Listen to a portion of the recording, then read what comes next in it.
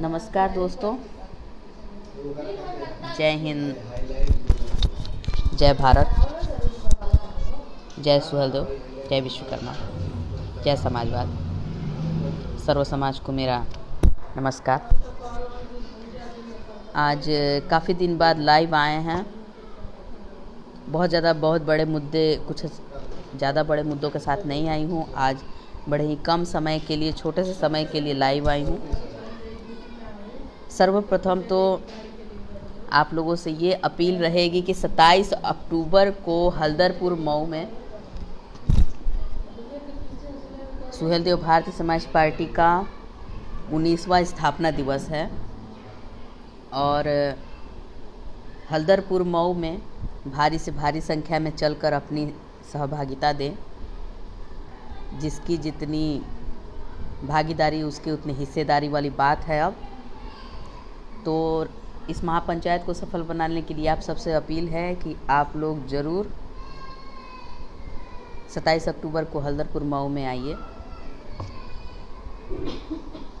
और आज लाइव मैं बहुत कम समय के लिए आई हूँ क्योंकि मेरे पास थोड़ा समय का अभाव है, लेकिन एक मुद्दा है जो कल मैंने देखा।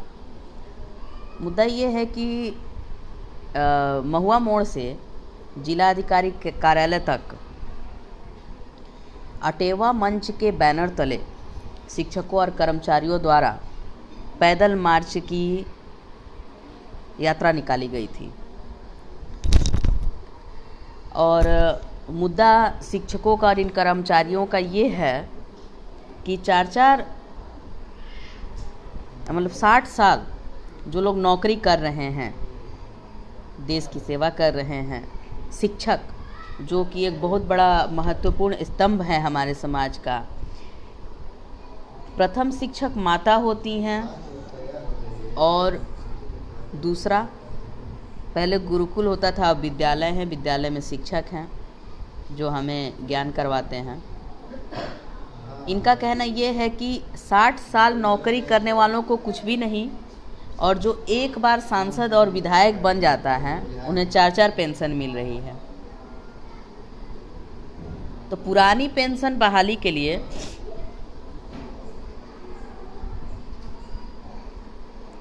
अमर शर्मा जी, आपका बहुत बहुत स्वागत है जी। चंदन विश्वकर्मा बड़े भाई मेरे हैं, सुभाषपा के प्रदेश महासचिव हैं, बहुत बहुत धन्यवाद।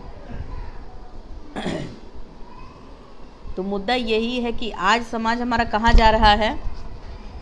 जो शिक्षक विद्यालयों में आज शिक्षा बांट रहे थे, आज वो अपने हक की लड़ाई सड़कों पर खड़े होकर मांग रहे हैं। पुरानी पेंशन बहाली के लिए हमें भारी से भारी संख्या में उनका जन समर्थन करना चाहिए।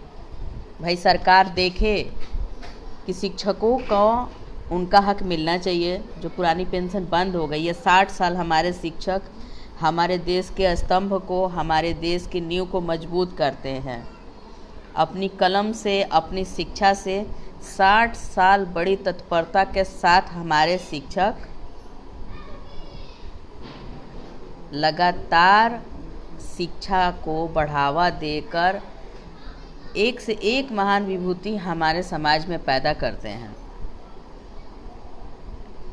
इन सभी शिक्षकों और कर्मचारियों के तरफ से मेरी सरकार से अपील रहेगी, और जो अभी अगर सत्ता परिवर्तन होता है तो आने वाली सरकार से भी अपील रहेगी, वर्तमान सरकार से भी अपील है कि भाई इनकी मांग बहुत सही है।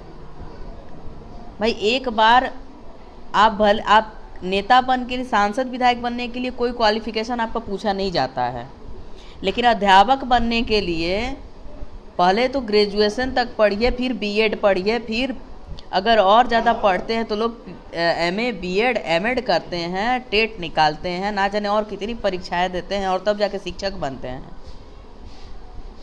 और गरीब घर के बच्चे भी शिक्षा को बढ़ावा देने के लिए लगातार लगे रहते हैं, बड़ी मेहनत से शिक्षक बनते हैं।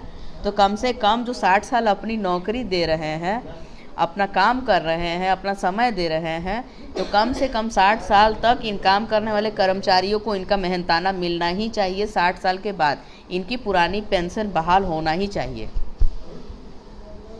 तो कम से कम सरकार को थोड़ी सी भी दया दिखानी चाहिए भाई। ये आपका फ़र्ज बनता है। आज अगर हमारा देश का नाम रोशन सकता है, कोई बड़ी बड़ी महान विभूतियाँ पैदा होते, किसी चीज़ में आविष्कार होता है, या फिर वैज्ञानिक हुआ, या फिर हमारे देश की सेवा में जो जवान जा रहे हैं, पढ़ लिख कर जा रहे हैं, ये हमारे शिक्षकों की देन है। तो शिक्षक अगर इस तरीके से सड़क पर उतरकर अपने हक की मांग करेंगे तो इससे निंदनीय बात क्या हो सकती है। आज अगर 2 शब्द बोलने के लायक मैं भी यहाँ पर आई हूँ, मैं भी अगर 2 शब्द बोल रही हूँ, समाज के लिए चल रही हूँ, लड़ रही हूँ, अपने हक हिस्से अधिकार की बात करती हूँ, तो वो हमारे शिक्षकों द्वारा ही हमें बताया गया है। गुरुर ब्रह्मा गुरुर विष्णु, गुरु की तुलना भगवान से की गई है कि गुरु गोविंद दो खड़े काको लागू पाए, बलिहारी गुरु आप हैं गोविंद दियो बताए।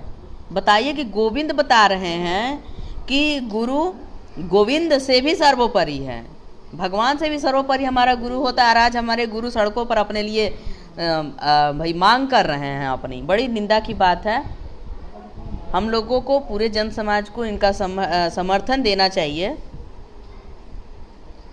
हमें उनके हक की लड़ाई लड़ने के लिए सहभागिता देनी चाहिए, उनके साथ खड़ा होना चाहिए। और मैं हर जगह से, अगर लोग सुन रहे हैं तो आप भी कहीं ना कहीं किसी शिक्षक के पढ़ाए गए बच्चे हैं। अगर आप आज कहीं सक्सेस से, आज अगर 10 से 5,000, 20,000, 50,000, 1 लाख की नौकरी कर रहे हैं तो आप शिक्षकों के बल पर ही कर रहे हैं। तो आज इन शिक्षकों के लिए आपका और हमारा खड़ा होना हक बनता है। ये भूल मत जाइएगा कि आज मैं जितनी भी बातें कह रही हूँ वो गुरु के लिए कम ही है। जितने भी सांसद विधायक हैं जीत के जाते हैं भाई, उनसे नहीं डिग्री पूछी जाती है, लेकिन टीचर बनने के लिए बड़ी डिग्री लगती है। ये आप भी जानते हैं, हम भी जानते हैं। तो उन शिक्षकों पर दया कीजिए और 60 वर्ष के बाद होने के बाद उनकी पेंशन बहाली कीजिए। ये मांग हमारी रहेगी। और भाई मैं हमेशा इन बहुत सारे ज्वलंत मुद्दों को लेकर आती हूँ और ये मेरा मुद्दा रहेगा कि किसी भी प्रकार से अगर ये बात दूर तक जाती है, मेरा ये वीडियो शेयर करना चाहते हैं जो भी शिक्षक हैं, अध्यापक हैं, मैं उनके लिए मांग करती हूँ कि भाई सरकार से कि उन्हें भी जो उनकी बातें हैं सुनी जाए। 60 वर्ष के बाद पेंशन, जो पुरानी पेंशन रुकी हुई है, उसको फिर से लाया जाए, सरकार में बहाली की जाए। बस आप कहते हैं कि भला हो रहा है, भला हो रहा है, लेकिन भला नहीं हो रहा है। अगर भला होता तो हमारे शिक्षक सड़कों पर नहीं घूमते, आज पैदल मार्च नहीं करते, आज अपनी मांग मनवाने के लिए उन्हें सड़कों पर नहीं आना रहता। वो भी अपने समाज को पढ़ाने के लिए, बच्चों को, भविष्य को उज्जवल बनाने के लिए लगातार लगे हुए हैं। और उनको अगर सड़क पर उतरना पड़े तो यह हमारे लिए बड़े ही निंदनीय बात है। बाकी अगर किसी का कोई सवाल है तो जो भी भाई मेरे देख रहे हैं कमेंट में सवाल पूछ सकते हैं, उसका जवाब हम देंगे। और आप लोगों से गुजारिश है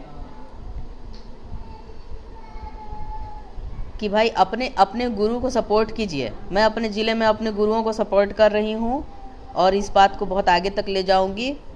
और मेरी पार्टी में ये भी मुद्दा उठाया जाएगा कि जितने भी शिक्षक हैं कम से कम उनकी इस पीड़ा को सुना जाए। अभिषेक विश्वकर्मा जी, जय श्री भगवान विश्वकर्मा, आपका बहुत बहुत स्वागत है मेरे लाइव पे। और हाँ, अब भाई अपने हक हिस्से अधिकार की लड़ाई अगर हम लोग नहीं लड़ेंगे तो इसी तरीके से हमें सड़कों पर उतरना पड़ेगा। और हम सड़क पर कब तक उतरेंगे भाई, देख ही रहे हैं, पेट्रोल के दाम हो गए हैं 104। भाई उसने तो शतक लगा दिया है, मोदी जी ने भाई शतक लगवा दिया पेट्रोल को। अब डीजल लगा हुआ है कि हम भी शतक लगाएंगे। सरसों का तेल तो भाई 2-2 शतक लगा चुका है, 200 के पार है, 200 पे चल रहा है, पार नहीं हुआ है, 200 पे चल रहा है। तो इसी तरीके से हर चीज़ का शतक लग रहा है और हम लोग कहीं शतक लगाते लगाते सड़क पे ना आ जाएं। इसलिए कुछ परिवर्तन समाज में लाया जाए, जो मांगे उचित हैं उनको मनवाया जाए, भाई सपोर्ट किया जाए। और इन्हीं सब बातों के साथ एक बार और आप लोगों को कहना चाहूँगी कि 27 अक्टूबर को हल्दरपुर मऊ में महापंचायत होने वाली है। पार्टी की सुहेलदेव भारतीय समाज पार्टी का 19वां स्थापना दिवस है और वहाँ पर भारी से भारी संख्या में आएँ, अपनी सहभागिता दें। जिसकी जितनी भागीदारी उसकी उतनी हिस्सेदारी वाली बात आ गई है। और आप लोग आइए, आप लोग का बहुत बहुत स्वागत रहेगा। इन्हीं चंद बातों के साथ अब मैं आप लोगों से इजाज़त लूँगी, और अगला लाइव जब हम आएंगे तो कुछ समय देकर 2 दिन उसके बाद आएंगे, ताकि आप लोग अगर किसी बात पे चर्चा करना चाहें तो मुझसे चर्चा कर सकते हैं। जय हिंद, जय भारत, जय सुहेलदेव, जय विश्वकर्मा।